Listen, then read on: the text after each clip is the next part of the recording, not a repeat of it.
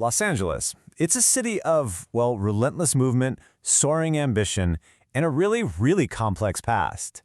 So today, we're going to dig into how a massive global deadline, I'm talking about the 2028 Olympic Games, is basically forcing LA to face some of its deepest, most difficult contradictions. I mean, motion is literally in the city's DNA. You can see it, of course, in those endless rivers of traffic, but it's also in the constant cultural churn, that relentless push toward whatever is next. This is a metropolis built on dreams, a story that's always being written. So stick with us, because we're about to explore what the next big chapter holds for LA. So what's driving this next chapter? Well, it's a massive, can't-miss-it deadline, the 2028 Olympic and Paralympic Games. Now, this will be the third time LA has hosted, putting it right back on the global stage. But this time is different. The city is actually using the Games to dream up something truly radical, a future that's way less dependent on the one thing that has defined it for a century, the car. Okay, to really get the scale of this dream, you have to wrap your head around the scale of the event itself.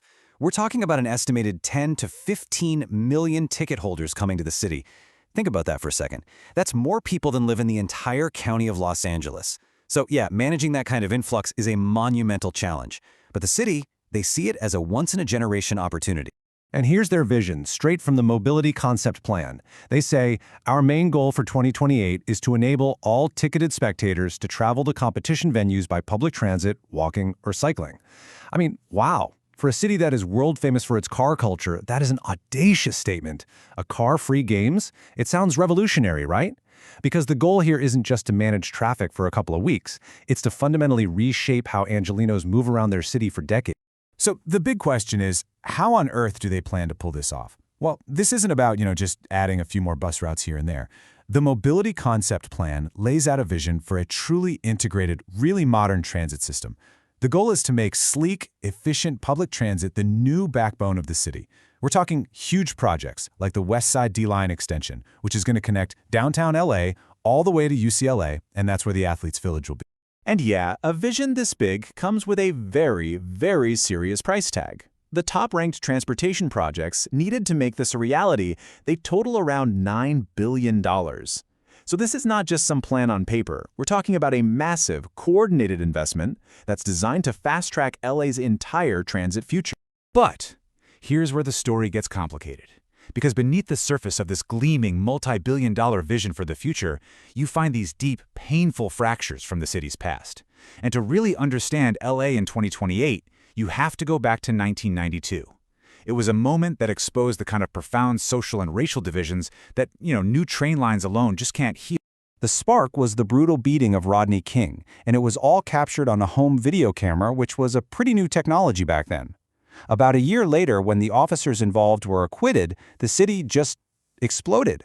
For 6 straight days, Los Angeles was consumed by an uprising that ripped the lid off of years of simmering anger over police brutality, racial injustice, and deep economic inequality.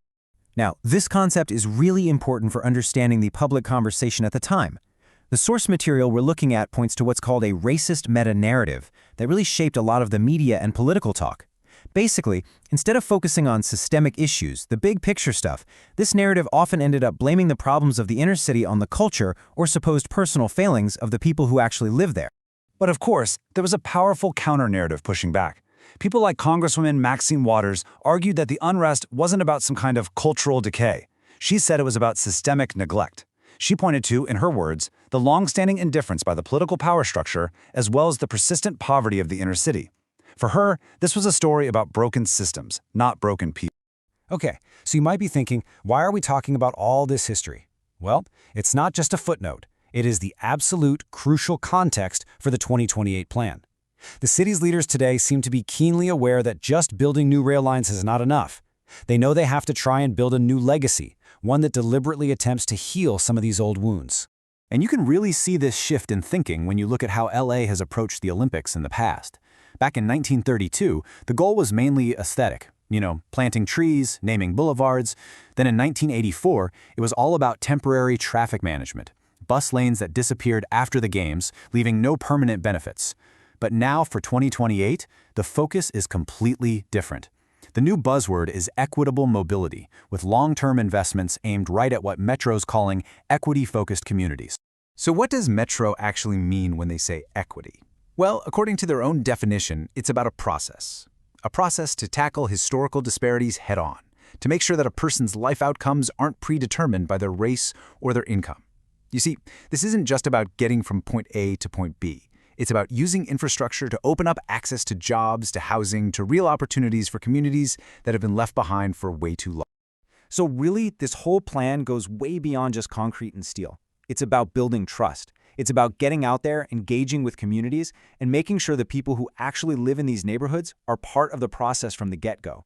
The ultimate goal is a permanent legacy, not just a better transit, but of a more just and connected city for absolutely everyone. I mean, this contrast right here really says it all. On one side, you have the solution for the 1984 games, a line of buses. It was a temporary fix for a temporary problem. And on the other side, the vision for 2028, permanent, modern rail infrastructure. This one comparison perfectly captures how LA's ambition has evolved, from just trying to manage a problem to trying to build a lasting, truly equitable solution. So, where does all of this leave Los Angeles today? Well, the road to 2028 is forcing the city to hold two very different, conflicting truths in its hands at the same time. Its glittering, massive ambition for the future, and the deep, painful scars of its past. The story of what LA will become, it's still being written. But the vision is definitely becoming clearer. The plan is designed to leave behind real, tangible benefits that go way beyond the games themselves. I mean, just imagine it. A cleaner, greener city with fleets of zero-emission buses. A single, easy ticketing experience for everyone. New mobility hubs that actually connect communities. And open streets that celebrate the city's amazing arts and culture. It's all about creating that permanent legacy. So when you really step back and look at the whole picture, you realize this isn't just a transit plan. It's a climate plan. It's a social justice plan. That 2028 deadline is acting as a catalyst, pushing Los Angeles to speed up its transition to become a more sustainable, more resilient, and more equitable model for what a 21st century city can even be. And that brings us back to the central question, doesn't it? Can this massive, expensive, and incredibly ambitious project truly heal old wounds and create a more equitable future? Or will the scars of the past just prove too deep to overcome? Honestly, the outcome is not guaranteed. Los Angeles stands at a crossroads, and the entire world will be watching to see which path it chooses to take.